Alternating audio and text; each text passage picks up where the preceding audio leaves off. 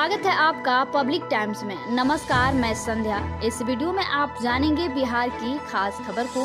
तो चलिए बिना देरी किए जानना शुरू करते हैं बिहार की खास खबर को। भारतीय बॉल बैडमिंटन महासंघ के तत्वाधान में बिहार राज्य बॉल बैडमिंटन संघ एवं जिला बॉल बैडमिंटन संघ द्वारा 66वीं जूनियर राष्ट्रीय बॉल बैडमिंटन चैंपियनशिप बालक व बालिका का आयोजन 27 से 31 जनवरी तक मोतिहारी जिला मुख्यालय में किया जाएगा।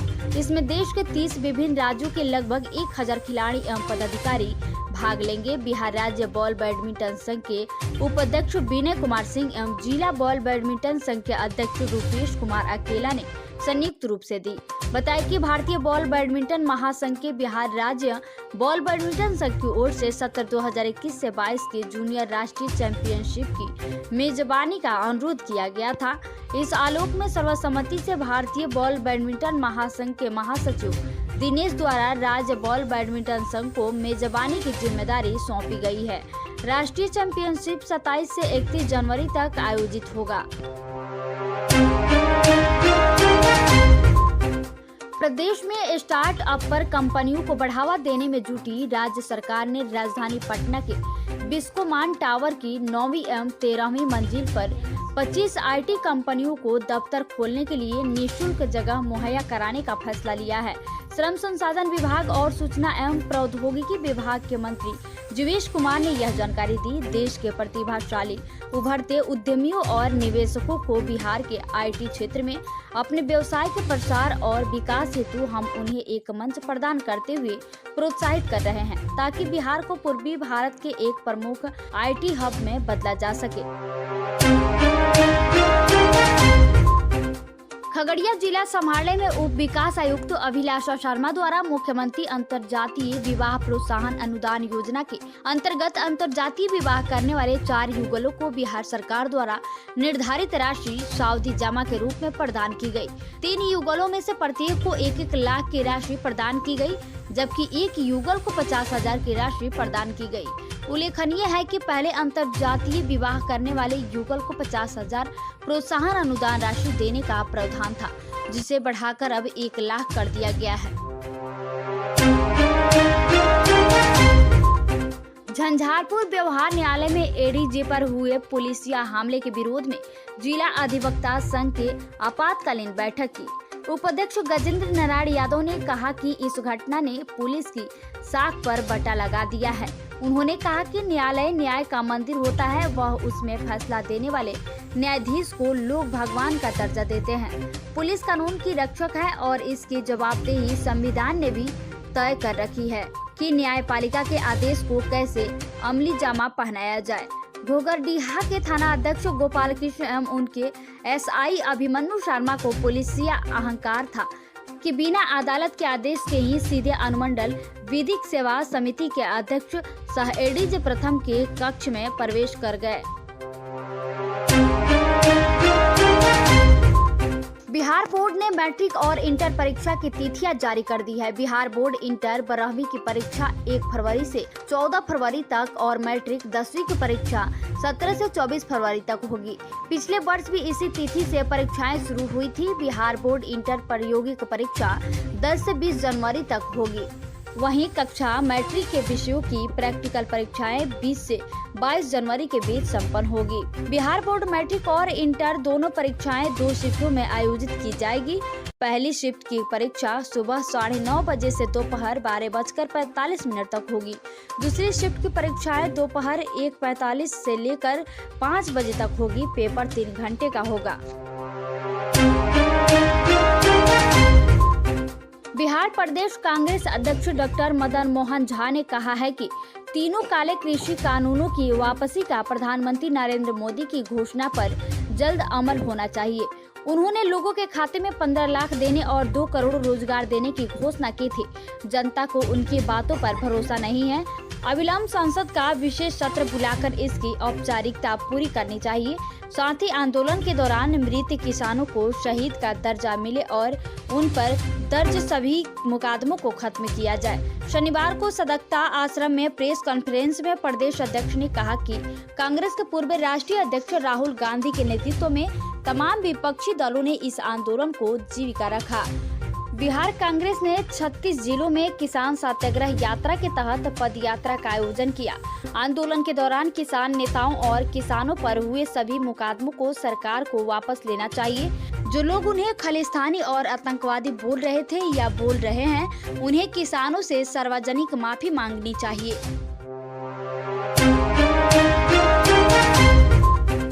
पटना शहर का व्यवस्थातम चौराहे माने जाने वाले हड़ताली मोड़ की ट्रैफिक व्यवस्था अगले साल से बदल जाएगी। चौराहे पर अंडरपास के साथ साथ फ्लाईओवर भी होगा। इससे बेली रोड के अलावा बोरिंग कैनाल रोड और दरोगा राय पथ में जाने आने वालों को आसानी होगी। अंडरपास बनने के बाद पुनाईचक और बिहार म्यूजियम के पास बनाया गया 2 टर्न समाप्त हो जाएगा। लोहिया पथ चक्र फेज 2 का काम अगले माह से शुरू होने जा रहा है, जिसके तहत हड़ताली मोड़ चौराहे पर अंडरपास बनाना है। ITIT रुड़की के सहयोग से बनने वाले अंडरपास और फ्लाईओवर बिहार के सभी शहर में पहली बार बनाया जा रहा है। प्रोजेक्ट को जून 2022 तक पूरा करने का लक्ष्य रखा गया है। बिहार बोर्ड मैट्रिक 2022 की परीक्षा में 4354 परीक्षार्थियों के पंजीयन और परीक्षा फॉर्म में गड़बड़ियां सामने आई है। बिहार बोर्ड की माने तो मैट्रिक परीक्षार्थियों के पंजीयन संख्या और परीक्षा फॉर्म में दी गई जानकारी में काफी अंतर है। गड़बड़ी का यह मामला सभी जिलों में है। इसकी जानकारी बिहार बोर्ड ने सभी जिला शिक्षा पदाधिकारियों को पत्र लिख कर दी है। साथ में बोर्ड ने सभी DIO से कहा है कि सभी स्कूल प्राचार्य से स्पष्टीकरण पूछा जाए, क्योंकि स्कूल की गलती की वजह से परीक्षार्थियों के पंजीयन और परीक्षा फॉर्म डेट में अंतर हो गया है। बोर्ड की माने तो सबसे ज्यादा मामला गोपालगंज जिले का है। गोपालगंज जिले में सबसे ज्यादा 700 छात्रों के डेटा में गड़बड़ी है। इसके बाद सिवान जिले में 494 छात्रों के डेटा में अंतर हो गया है। बोर्ड की माने तो कैमूर, पश्चिम चंपारण और जहानाबाद जिलों द्वारा भेजी गई जानकारी को आधा अधूरा बताया है। बोर्ड ने सभी जिला शिक्षा पदाधिकारियों को 22 नवंबर तक सुधार करने का कहा है। पटना एयरपोर्ट से देर रात की उड़ानें बंद कर दी गई है। विमानन कंपनियों ने फिलहाल कुछ दिनों तक रात में आने जाने वाले 3 जोड़ी विमानों की आवाजाही भी बंद कर दी है। यही नहीं, अन्य 4 जोड़ी विमानों का ऑपरेशन भी बंद कर दिया गया है। एयरपोर्ट के ताजा शेड्यूल में से कुल 7 जोड़ी विमानों को हटा दिया गया है। यानी अब तक पटना से 130 विमानों की आवाजाही थी, लेकिन अब 114 विमान ही आएंगे और जाएंगे। 1-2 हफ्ते में फिर से शेड्यूल में संशोधन संभावित है। 8 माह में राज्य के सरकारी अस्पतालों में 20,000 ANM की बहाली होगी। इसकी प्रक्रिया चल रही है। डॉक्टरों की भी भर्ती प्रक्रिया चल रही है। सरकारी अस्पतालों की चिकित्सा सेवा को आधुनिक और बेहतर बनाने का काम तेजी से हो रहा है। ये बातें सूबे के स्वास्थ्य मंत्री मंगल पांडे ने बाढ़ के भुवनेश्वरी चौक के पास स्थित पवन अस्पताल ट्रॉमा सेंटर का उद्घाटन करते हुए कही। उन्होंने कहा कि निजी अस्पतालों को भी सरकार बढ़ावा दे रही है, ताकि स्वास्थ्य सेवाएं सहज रूप से जरूरतमंद मरीजों को हर जगह मिल सके। सरकारी चिकित्सा सेवाओं की क्षमता में लगातार बढ़ोतरी की जा रही है। दूसरी तरफ बाढ़ विधानसभा क्षेत्र में 4 करोड़ 5 लाख की लागत से 5 ग्रामीण अस्पतालों का निर्माण कराया जा रहा है। बिहार में कोरोना टीकाकरण को सफल बनाने के लिए स्वास्थ्य विभाग हर संभव प्रयास में जुटा है। राज्य में मेगा वैक्सीनेशन अभियान के बाद अब पल्स पोलियो की तर्ज पर घर घर टीकाकरण किया जा रहा है। सूबे के स्वास्थ्य मंत्री मंगल पांडे ने शनिवार को यह जानकारी देते हुए कहा है कि टीकाकरण के 100% लक्ष्य को हासिल करने के लिए विभागीय स्तर पर राज्य में हर घर दस्तक अभियान की शुरुआत हो गई है। इस अभियान के तहत स्वास्थ्य कर्मियों की टीम घर घर जाकर टीकाकरण से वंचित लोगों को वैक्सीन लगाने का कार्य कर रही है। दीपावली और छठ महापर्व के मौके पर बिहार वासियों की सुविधा के लिए दिल्ली समेत कई जगहों से पटना के लिए उड़ानें शुरू हो गई थी, लेकिन त्योहारी सीजन खत्म होने के बाद यात्रियों की संख्या काफी कम हो गई है, जिसके बाद कई फ्लाइट्स को बंद करने का फैसला लिया गया है। पटना एयरपोर्ट से देर रात उड़ने वाली इंडिगो एयरलाइंस की 7 जोड़ी फ्लाइट ओवर को बंद कर दिया गया है। बंद होने वाले इन उड़ानों में दिल्ली की रात 11:55 और 1:30 की फ्लाइट। बिहार बोर्ड की परीक्षा के लिए केंद्रों का चयन करने से पहले इस बार कई बिंदुओं पर जांच हो रही है। जिस परीक्षा केंद्र का चयन होगा उसके कमरों की जांच कराई जाएगी। बीएम इंटर कॉलेज समेत अन्य परीक्षा केंद्रों पर कमरा जर्जर होने और फ्लाइट्स गिरने से परीक्षार्थियों के घायल होने की शिकायत बोर्ड को मिली थी। इसलिए इस बार शिक्षा विभाग किसी तरह से जोखिम लेना नहीं चाहता है। परीक्षा केंद्रों के वैसे कमरे जो पूरी तरह से जर्जर हैं, उसमें परीक्षार्थियों को नहीं बैठाया जाएगा। डीएवी उच्चतर माध्यमिक विद्यालय, EVM inter college, Mukhiram high school आदि कई ऐसे विद्यालय हैं जिसके कमरे जर्जर हो चुके हैं। जिस शिक्षा पदाधिकारी राजकुमार शर्मा ने बताया कि परीक्षा केंद्र पर परीक्षार्थियों को किसी तरह की परेशानी न हो, इसका पूरा ख्याल रखा जा रहा है। रोहतास के चिनारी प्रखंड क्षेत्र में खेतों में लगी धान की फसल अब खराब होने के कगार पर पहुंचती जा रही है।